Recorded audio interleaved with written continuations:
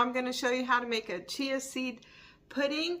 There's lots of ways that you can make these, and these are so healthy, full of fiber and protein, and they're just really good for you. But I'm going to show you a way that I like to make it. I like to make it all different ways and add fruit on top of it after. I'm going to use a half a cup of coconut milk. You can use any kind of milk that you want. I'm going to use some coconut milk because that's what I have on hand.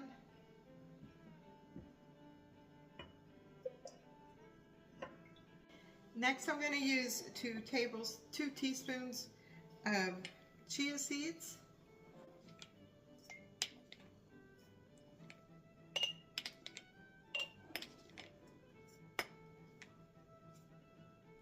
For the sweetener, you could use stevia, you can use maple syrup, honey, whatever you like. I am going to use my caramel vanilla skinny syrup because that's what I have on hand.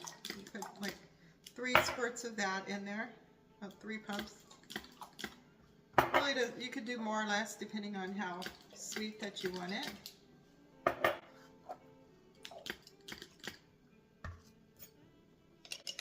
And then you're just going to stir each one of these up really good and put them in the refrigerator for probably about 4 hours.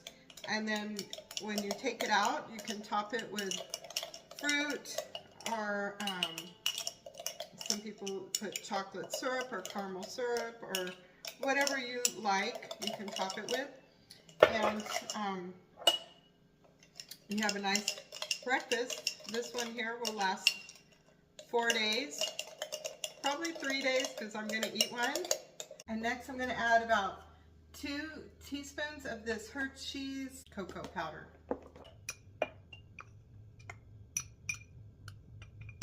There you go, beautiful chia pudding, which is really good and healthy for your body.